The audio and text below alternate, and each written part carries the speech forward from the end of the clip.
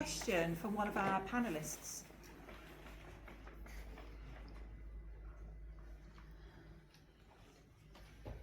Don't be shy, folks.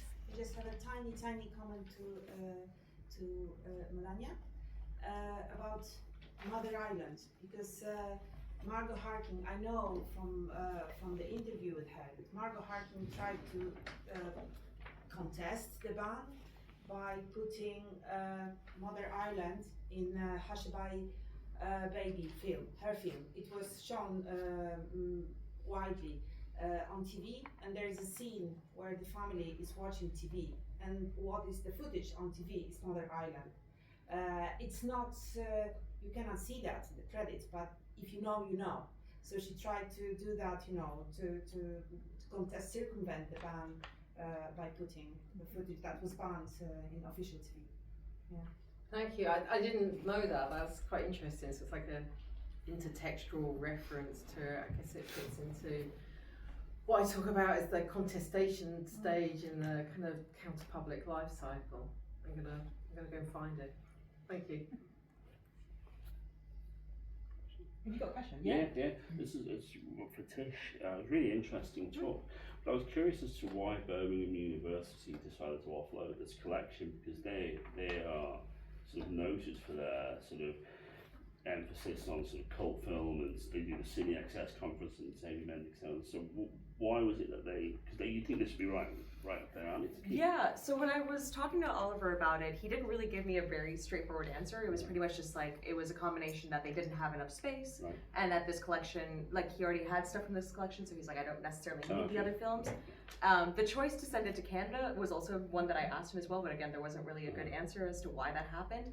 But now there's an interesting question that comes up about whether these films should come back to England now because of the context that's been discovered. Yeah, I mean, it seems to be interesting that, you know, it's sort of like, you know, you can have this sort of transgressive material, but actually kind of what's too transgressive for the university to keep. You know, and it's so true, you know, so much so that they want to get rid of it all the way to Canada. Exactly, yeah.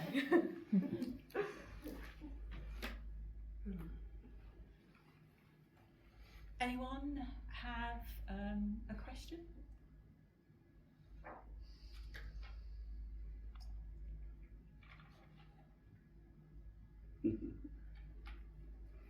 Matt, can I ask you, you mentioned about cultural value, the cultural value of the archive, and I know we've had kind of, you know, discussions.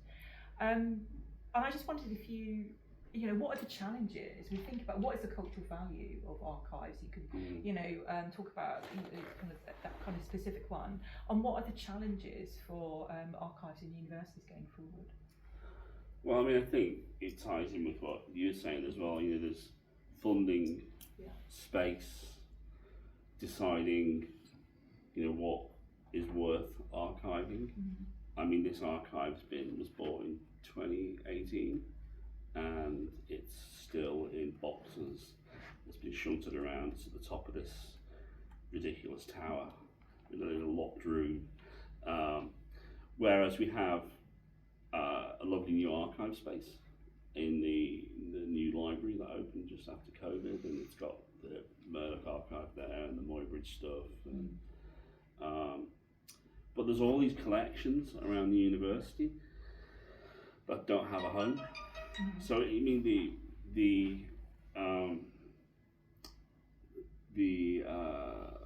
Kelly one isn't the only one that's sort of, you know, one of the issues with it was when we went in was that the KSA archive, the Kingston School archive, had been dumped on top of it in this storage room, and we couldn't get initially to any of the material, so then they had to move all the other stuff out into another room. And with that, it seems that bits of Ben's archive have gone missing in the process, or at least there was when we thought when we went in the other day. And I think there is an idea that, you know, like this idea of a kind of cultural hierarchy. You know, we mustn't let Iris Murdoch's archive, you know, kind of gathered up. For shame. You know, or Edward Muybridge's or any of these other ones. But, you know, we'll leave this one here because it's, I mean, it's probably not the case, but it feels like that. Yeah. But But I think kind of funding issues, space issues, also unwillingness for universities to invest funding in these things now. Vice chancellors would rather build legacy buildings as monuments to themselves than, with we know how that's going. So we've got a new building going up, another new building going up, and I asked, is there going to be an archive room there? And they're not building one. It kind of staggers the imagination, really, But it's not. I don't want to kind of bite the hand that feeds me and sort of say that this is all kind of Kingston's fault and that they're doing the wrong thing, because there isn't the space to do it, and there isn't the means to do it, and the archives are underfunded. But this is like it's not just Kingston; it's everywhere. Yeah, it's kind of quite endemic. Yeah. Thank you. Can I just say something to that? Yeah, I agree. So the second part of my project is with a network that's between Falmouth University and Bristol University. We're putting together an archive of work from the Independent Film and Video Department, and with it there's a steering group with Rod Stoneman and Caroline Spry, who are the commissioning editors. And like one of the first things is like there's a VHS collection at the library. They don't want to hold it anymore, so just like part of the rearrangement is it just kind of means so that can go in a big tip. So we after maybe we digitalise it, and it's the same kind of thing. So looking at your slideshow when you show like the kind of mess of your top floor is kind of what my spare room is beginning to look like, with like just big boxes of VHS tapes, because I just can't get rid of them. But the problem with the work that we're doing, the BFI hold a collection, but it's only 78% complete, and so we're in this kind of situation where we're just hunting for VHS tapes that will have some recordings from the department, and there's the big question afterwards of now what to do with them. I guess there's the oversight there that they're not realising that the VHS tapes in and of themselves are important archival items. It's not just the contents of what's on them. They're like treasure. It's like absolutely. just hunting down this treasure. The other thing, just going back to it simply, is that I think kind of it just struck me then, and I've been thinking about there's the opportunity for universities and institutions not just to become, archives, but popular culture archives as well. So by holding stuff like this, or like in Manchester with the Tony Wilson stuff, all that seems now kind of, okay, you might from a certain perspective say it's kind of frivolous pop culture, but like 100 years from now, it's going to be culture. And history, and heritage. I mean, it's going to move. It's going to kind of navigate those kind of touch points of culture. And we look at kind of music in terms of, and this idea between kind of culture and heritage and history. And they always, things kind of swell. So it sounds what you're saying is like there's a lot of short-sightedness in terms of holding on kind of the physical items and digitalising. Okay. Cool. Yes. Oh, now everyone wants to kind of answer questions. Okay. Yes. Would you like to go first? Thank you. My name is Roddy Hawkins. I'm based at the University of Manchester. It's a question I think all of you could potentially respond to.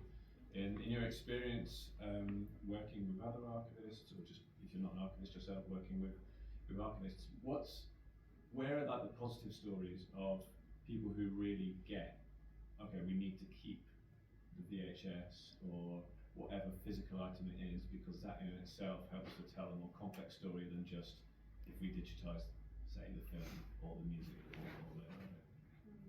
Where that message is getting through, how's that happening?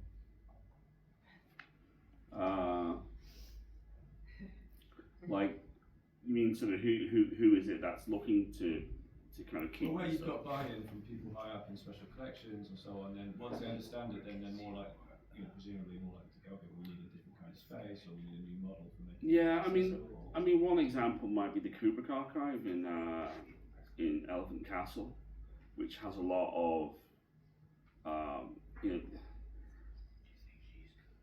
has a lot of kind of physical media there as well. They haven't digitized anything because of costs and things. I mean, it costs a lot to digitize stuff as well, and it's a very, very time-consuming process. You've got a big collection, then it's going to cost a lot of money and take a lot of time.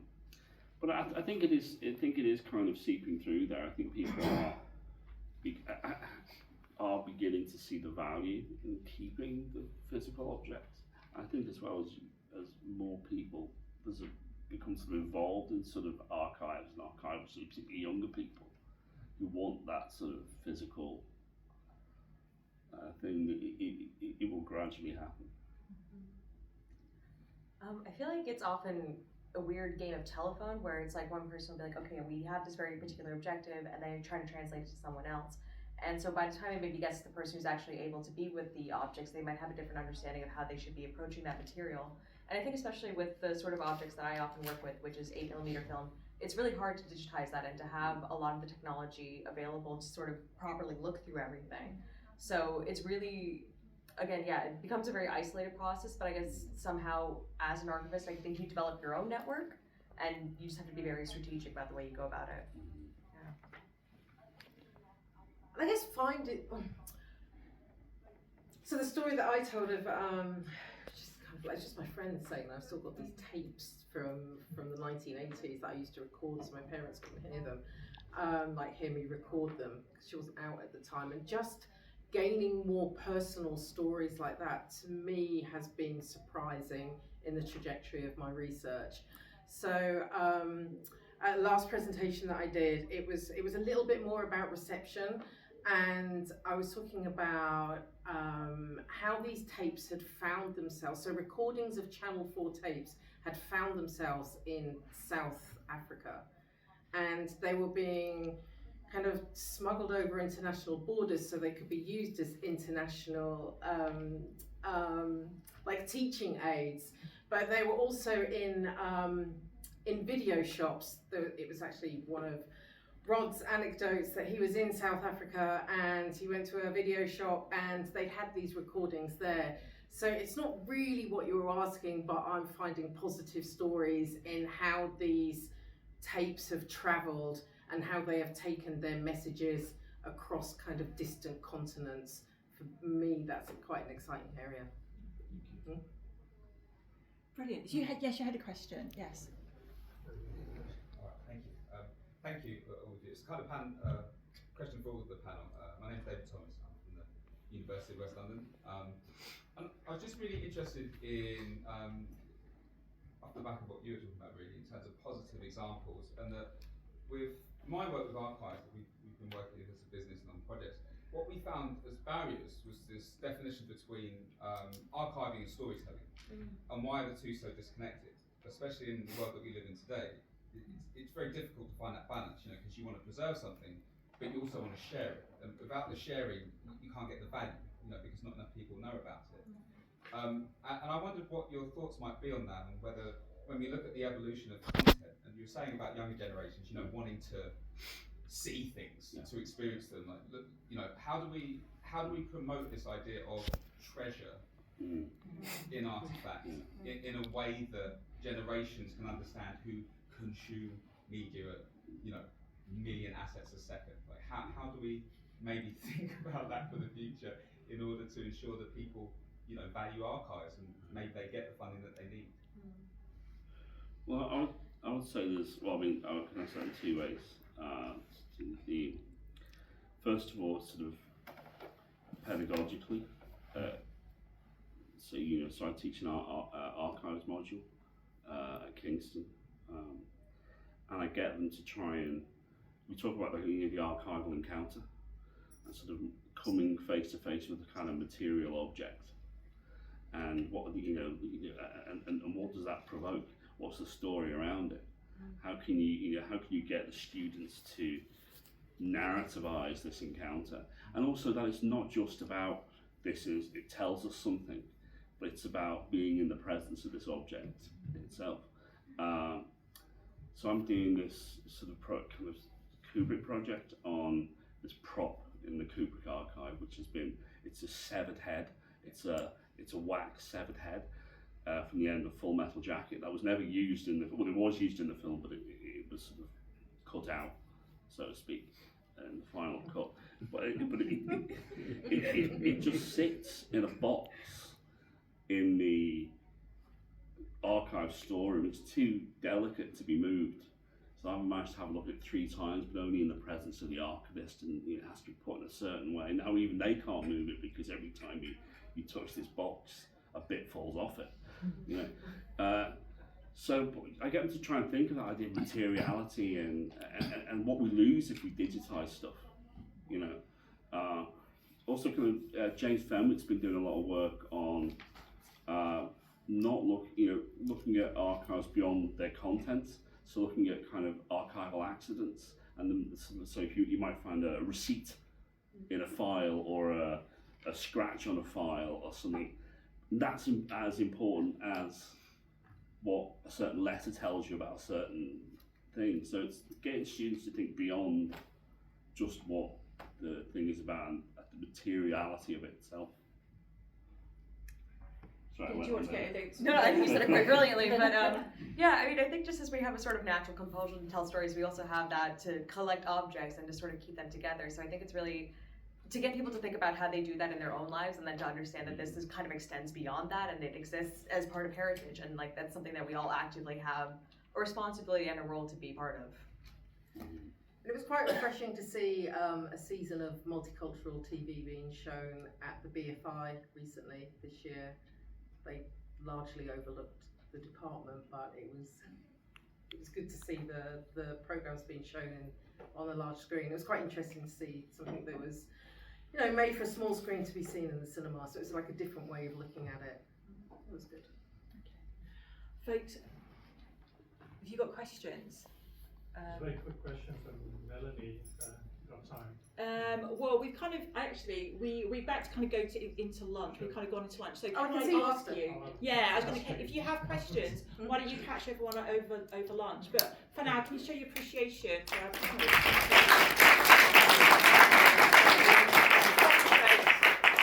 So lunch is.